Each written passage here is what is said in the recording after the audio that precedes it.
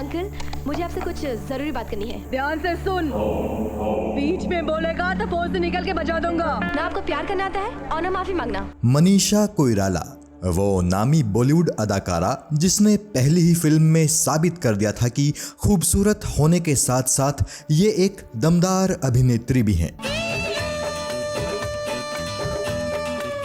एक से बढ़कर एक फिल्में देने वाली मनीषा की पर्सनल लाइफ में बेशक कई चुनौतियां रही हैं, लेकिन मनीषा ने हर चुनौती का डटकर सामना किया है और शायद इसीलिए मनीषा को जानने वाले लोग इन्हें बहुत बहादुर लड़की कहते हैं।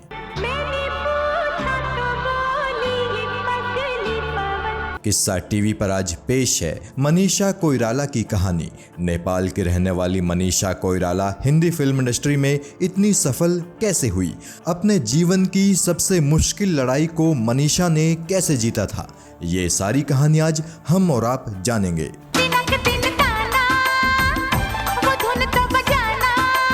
मनीषा कोइराला का जन्म 16 अगस्त 1970 को नेपाल की राजधानी काठमांडू में हुआ था। मनीषा का परिवार नेपाल का एक नामी राजनीतिक परिवार है। मनीषा के दादा विशेश्वर प्रसाद कोइराला किसी जमाने में नेपाल के प्रधानमंत्री रह चुके हैं, जबकि इनके पिता प्रकाश कोइराला भी नेपाली सरकार में कैबिनेट मिनिस्टर रह चुके हैं। मनीषा के जीवन में उनकी मां सुषमा कोइराला किसी शक्ति की तरह रही हैं। दरअसल जब मनीषा कोइराला का जन्म हुआ था तो कोइराला परिवार के कुछ सदस्य खुश नहीं थे। चूंकि इनके पिता अपने 3 भाइयों में सबसे बड़े थे तो इनके परिवार को उम्मीद थी कि सुषमा कोइराला बेटे को जन्म देंगी, लेकिन जब बेटी के रूप में मनीषा पैदा हुई तो कुछ लोगों को थोड़ा सदमा लगा, मगर इनकी मां इनके जन्म पर बहुत खुश थी। यूं तो मनीषा बचपन से ही काफी टैलेंटेड रही हैं। उन्होंने छोटी उम्र से ही भरतनाट्यम और कथक की ट्रेनिंग लेना शुरू कर दिया था, लेकिन ये बात भी सच है कि मनीषा एक्ट्रेस कभी नहीं बनना चाहती थी। ये तो पढ़ लिख कर डॉक्टर बनना चाहती थी, पर इनकी किस्मत को कुछ और ही मंजूर था। मनीषा को फिल्में देखना बहुत पसंद था। इनका बचपन भारत के वाराणसी में गुजरा था। दरअसल जब नेपाल में राजशाही के खिलाफ आंदोलन शुरू हुआ तो मनीषा और उनका परिवार भारत में शरणार्थी बनकर आया और वाराणसी में रहने लगा। इसलिए मनीषा की 10वीं तक की पढ़ाई वाराणसी में ही हुई थी।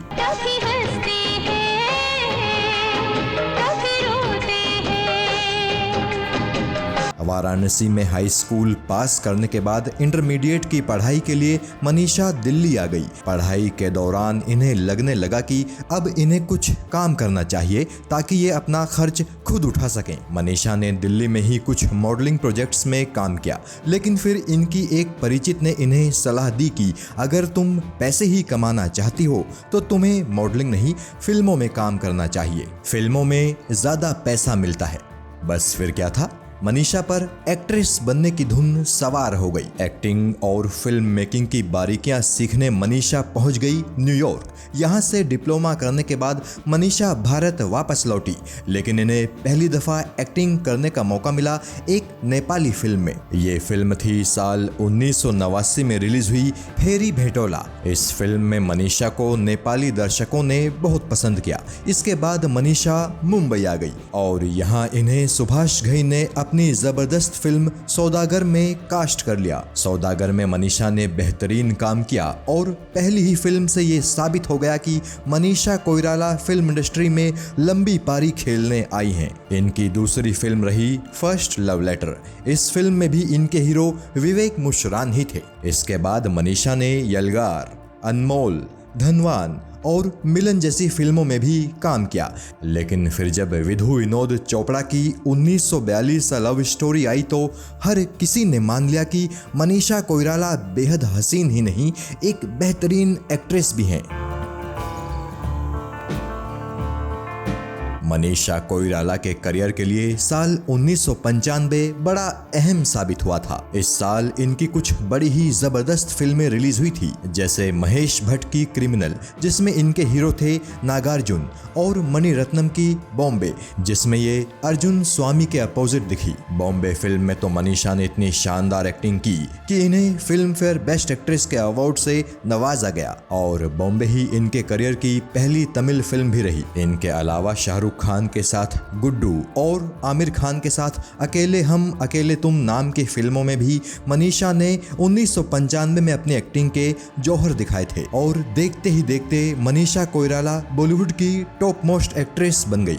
मनीषा ने हर बड़े बॉलीवुड स्टार के साथ काम किया, फिर चाहे नाना पाटेकर के साथ अग्नि साक्षी हो या सलमान खान के साथ खामोशी द म्यूजिकल हो, बॉबी देओल के साथ गुप्त हो या फिर सनी देओल के साथ सलाखें हो, गोविंदा के साथ अचानक हो या शाहरुख के साथ दिल से हो। जहां अजय देवगन के साथ कच्चे धागे में इनकी केमिस्ट्री ने लोगों का दिल जीत लिया, तो वहीं लाल बादशाह में अमिताभ बच्चन के साथ इनका रोमांस हर किसी को पसंद आया। कुल मिलाकर मनीषा कोइराला अब तक 100 से भी ज्यादा फिल्मों में काम कर चुकी हैं। चलिए अब बात करते हैं मनीषा कोइराला की निजी जिंदगी के बारे में। मनीषा के फैमिली बैकग्राउंड और उनके पेरेंट्स के बारे में तो हम आपको जानकारी दे ही चुके हैं। मनीषा का एक छोटा भाई भी है जिसका नाम सिद्धार्थ कोइराला है। सिद्धार्थ भी अपनी बहन मनीषा की तरह एक एक्टर हैं। हालांकि सिद्धार्थ का एक्टिंग करियर कुछ खास नहीं रहा। सिद्धार्थ ने साल 2007 की चर्चित फिल्म अनवर में काम किया था। इसके अलावा 2009 में आई देख भाई देख में भी सिद्धार्थ नजर आए थे। 2014 में मेघा नाम की एक नेपाली फिल्म में भी सिद्धार्थ काम कर चुके हैं। बात अगर मनीषा की लव लाइफ के बारे में करें तो नाना पाटेकर संग इनके अफेयर की खबरें किसी जमाने में काफी आई थी, लेकिन साल 2010 में मनीषा कोइराला ने नेपाली बिजनेसमैन सम्राट दहल से शादी करके हर किसी को चौंका दिया था। उम्र में सम्राट मनीषा से 7 साल छोटे हैं। सबको लगा कि मनीषा को उनके सपनों का शहजादा मिल चुका है, लेकिन लोग उस वक्त हैरान रह गए जब शादी के महज 6 महीने बाद ही खबर आई कि मनीषा और उनके हस्बैंड सम्राट दहल के बीच कुछ भी अच्छा नहीं है। मनीषा उसी वक्त सम्राट से तलाक लेकर अलग होने की प्लानिंग करने लगी थी और आखिरकार साल 2012 में मनीषा ने सम्राट दहल से तलाक ले लिया।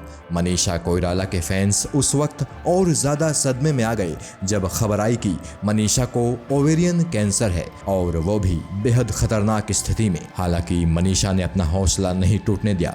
उन्होंने अपने कैंसर का इलाज कराया और आखिरकार मनीषा कोइराला ने कैंसर के खिलाफ जंग जीत ली। कैंसर को हराकर एक बार फिर मनीषा ने फिल्मों में वापसी की।